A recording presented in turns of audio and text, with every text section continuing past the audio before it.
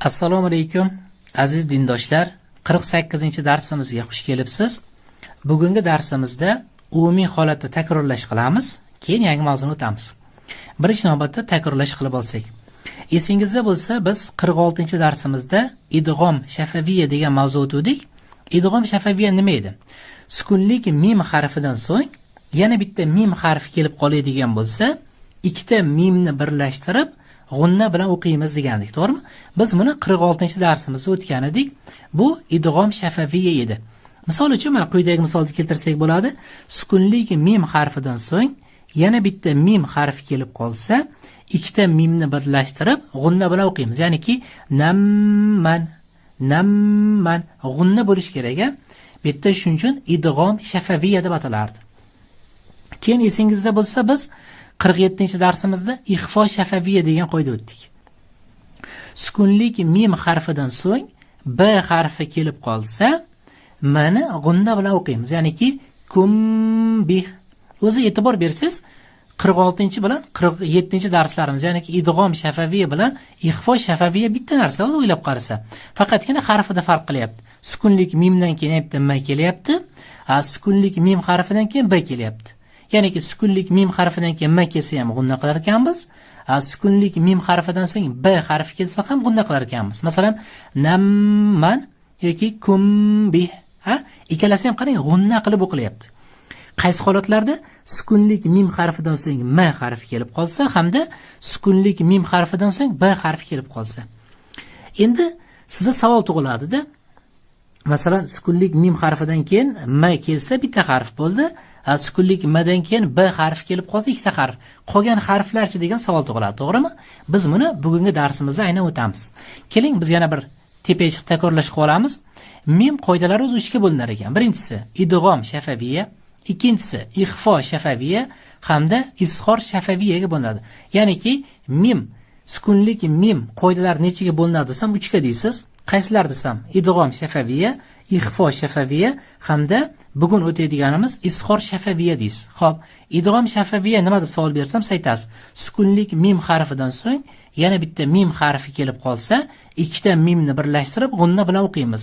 Misol uchun namman, Keyingisi ixfo shafaviya nima desam, sukunlik mim harfidan so'ng b harfi kelib qolsa, mimni g'unna bilan o'qiymiz. Misol uchun kumbih deb aytasiz. Keyingisi, endi uchinchisi bugun o'taydiganimiz izhor shafaviya hisoblanadi. Shuning uchun buni bugun deb yozib qo'ydim. Hozir endi 48-dars yangi bitta varaq ochib olamiz hamda bugun mimning 3-qoidasi izhor shafaviyani o'tamiz.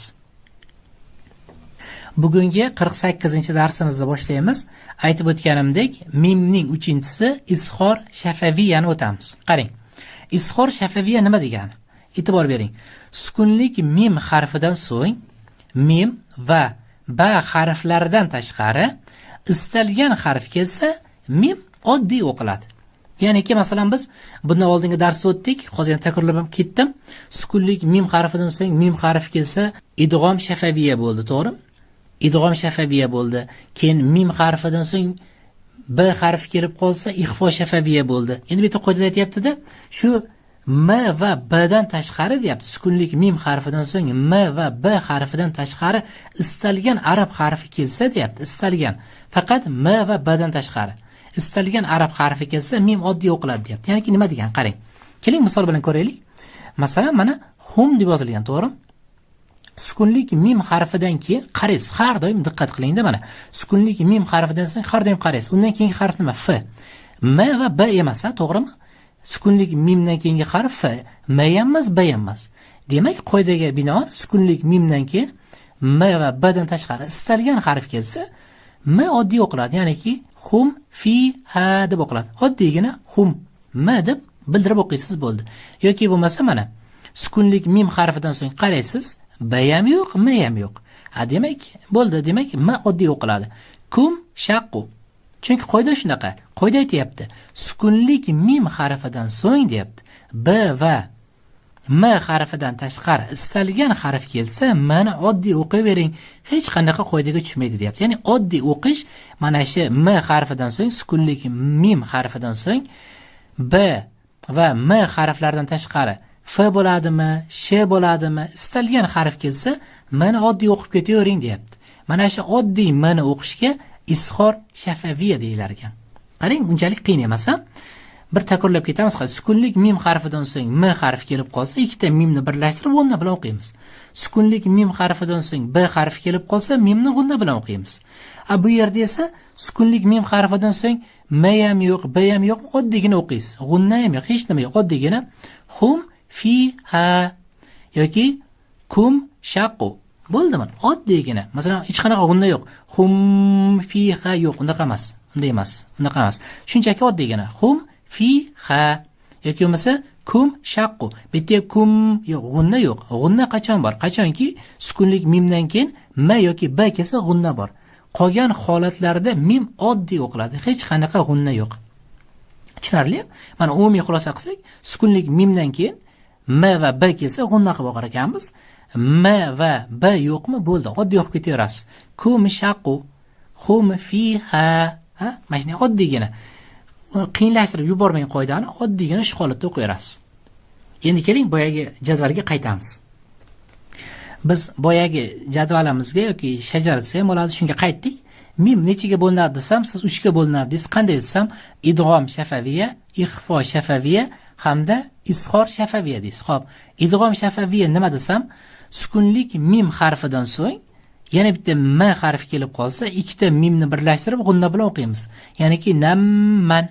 Xo'p, keyingisi desam ixfo shafaviya. Ixfo shafaviya nima desam, sukunlik mim harfidan so'ng b harfi kelib qolsa, mani g'unna bilan o'qiymiz. Kumbih. Xo'p, keyingisi desam izhor shafaviya deysiz. Izhor shafaviya nima desam, sukunlik mim harfidan so'ng b va mim harfidan tashqari istalgan harf kelsa, mim oddiy o'qiladi. Ya'ni men oddiy deb yozib qo'ysam bo'ladi, shaqa. Mana.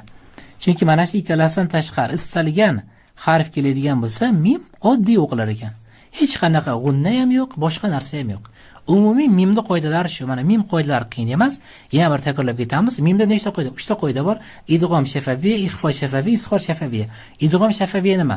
Sukunlik mim harfidan so'ng yana bitta mim harf kelib qolsa, ikkita mimni birlashtirib g'unna bilan o'qiymiz. Ixfo shafaviy nima?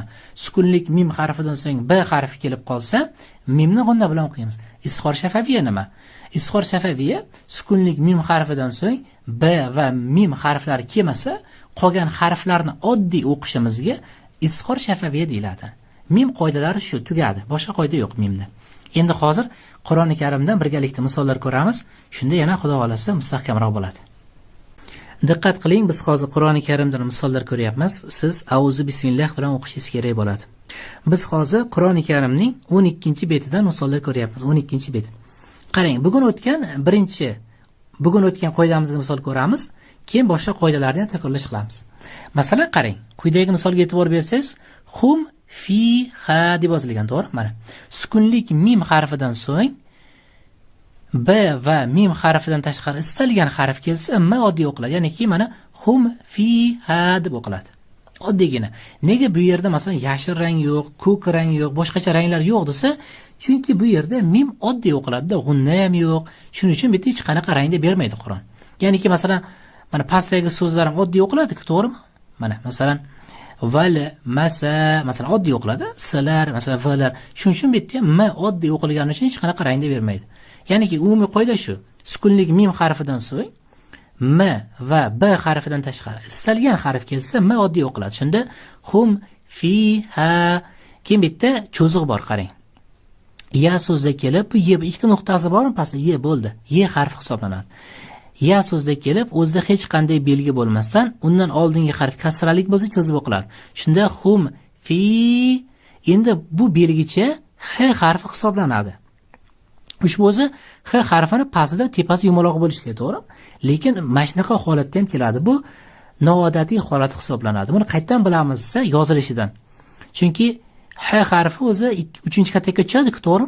Shuni bilib olsangiz ham bo'ladi. Shu belgicha h harfi, oddiy h. Shunda fi ha, ya'ni cho'ziq.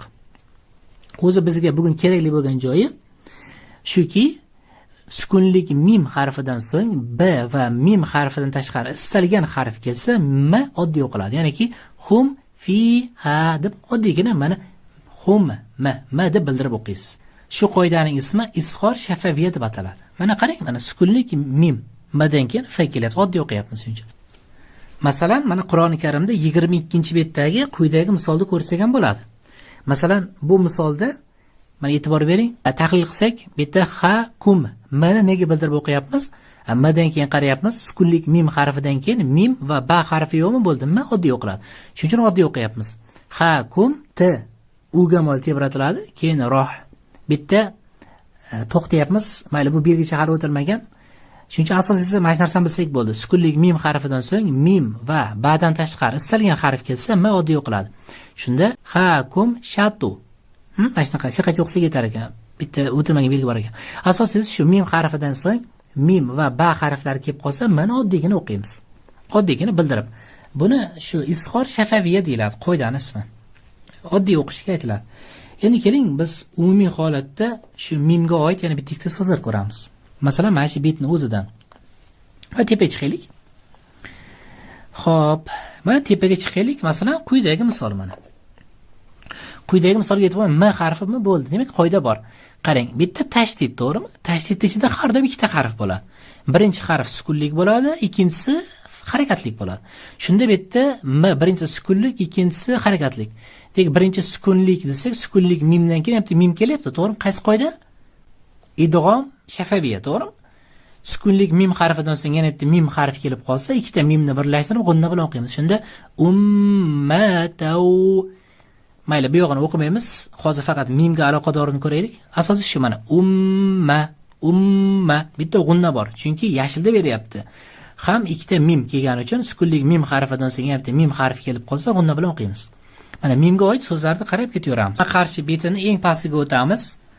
Mana eng pastga tushadigan bo'lsangiz, mana bu yerda ham qarang. Valakumma. Bitta ham qarang, mana sukunlik mim harfidan so'ng yana bitta mim harfi kelib qolsa, ikkita mimni birlashtirib g'unna bilan o'qiymiz. Bu mimga tashab ketamiz shunchaki. Qaysi qoida? Idg'om shafaviya. Bitta ham mana demak valakumma deb keyin oxirigacha o'qiladi. Mana shunaqa qarang, mimlarni endi tahlil qilsak bo'ladi. Yana shu betning o'zida sal teparoqqa chiqsak, yana shunga oid so'z bor ekan. Masalan, mana bunga e'tibor bering, qarang. Mashqdan boshlab o'qiylik. T u m m harfidan keyin sukunlik mim harfidan so'ng b harfi kelyapti. Demak, mimni g'unna bilan o'qiymiz. Qaysi qoida? Ixfo shafaviya. Nega? Chunki sukunlik mimdan keyin b kelyapti. Shunda tumbihi. O'z e'tibor bersangiz, sukunlik mim harfidan so'ng b va mim harfi kelsagina g'unna qilinar ekan. Qolgan holatda mimimiz oddiygina o'qilar ekan. Mim qoidalari unchalik qiyin emas, shunchaki yodlab oling. Shunchaki yodlab olsangiz, Xudo xolasa unchalik qiyin bo'lmaydi. Hozir yana bir takrorlash qilamiz, shu bilan darsimiz o'z nihoyasiga yetadi. Biz yana daftarga qaytdik, takrorlash qilish uchun, chunki mim qoidalarini boshqa o'tmaymiz. Mim qoidalari degan bir bo'limimiz ham tugadi. Nun qoidalarini tugatdik, mim qoidalarini tugatdik. Keyingi darsimizdan yana qanaqadir yangi bo'lim boshlashimiz kerak. Mim qoidalari tugadi, yana bir takrorlashib ketamiz. Qarang. Keyin hozir nega takrorlash ko'p qilyapmiz? Keyingi darsimizda ya'ni test bo'ladi-da. Testga ham qatnashing. Agar Telegram kanalimizga ulanmagan bo'lsangiz, videosi linkini qoldiraman, unga ham ulanib oling. Keyin testga qatnashib, yana shu mim qoidalarini mustahkamlab olasiz. Telegram guruhda bo'ladi testimiz. Xo'p, endi qarang, mim qoidalari nechaga bo'linadi? 3 ga deysiz. Idg'om shafaviya, ixfo shafaviya, izhor shafaviya. Idg'om shafaviya nima? Sukunlik mim harfidan so'ng yana bitta mim harfi kelib qolsa, ikkita mimni birlashtirib g'unna bilan o'qiymiz. Ixfo shafaviya nima? Ixfo shafaviya sukunlik mim harfidan so'ng b harfi kelib qolsa, mim harfini g'unna bilan o'qiymiz.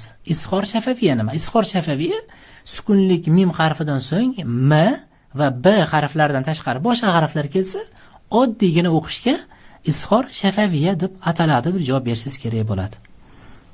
Endi yana savol berishim mumkin qo'shimcha. 3 ta qoidani bir-biridan ajratib turadigan farqi nima desam, idg'om bilan ixfoda g'unna bor, izhorda g'unna yo'q. Mana qarang, osonroq yana bitta tarafi. Shu yana bitta tarafi shu. Bugungi darsimiz shu yerda o'z nihoyasiga yetadi. Xudo xolasa yana keyingi darslarimizda yangi bo'lim boshlaymiz. Faqat iltimos qilardim, mana shu qoidalarni yaxshilab yodlab olishingizni. O'zingizga o'z masalan savol berib ko'ring. Menda nechta qoida bor deb, shunaqa savol berib, o'zingiz qoidalarni yaxshi yodlab olishingiz kerak bo'ladi.